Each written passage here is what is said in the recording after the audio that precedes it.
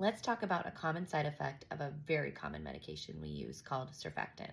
Hi, my name's Lisa. I'm a neonatal nurse educator, and this week we've been talking about common medications, and surfactant is one of them. And we've talked about common dosing, how typically the first dose is about 2.5 mils per kilo.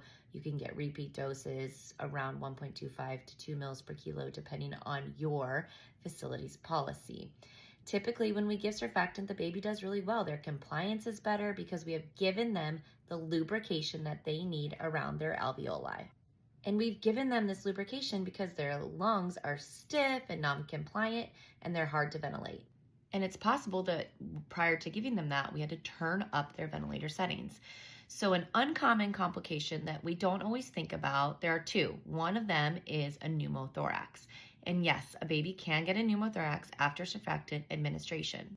This is typically because the surfactant does its job, right? And their compliance becomes so good, but we haven't changed our ventilator settings. So this lung that was stiff and hard to ventilate, we're like having to use this big pressure, all of a sudden it's like, oh, I can do that.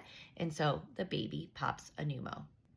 So we need to have very careful management of our post-surfactant ventilator modes and settings. Additionally, another side effect that a baby could have would be a pulmonary hemorrhage. Often before the surfactant's given, these babies have poor gas exchange and high pulmonary vascular resistance. Then I give the surfactant does its job, the alveolar compliance is good, and there's a change in this pulmonary blood flow where all of a sudden more blood can get to the lungs, and the lungs are like, oh my gosh, what do I do with this? The little capillary beds are fragile, and so it causes a pulmonary hemorrhage, especially in the setting of a PDA. So knowing that there are side effects to surfactant, such as pneumothorax and pulmonary hemorrhage, will increase your knowledge as a bedside NICU nurse.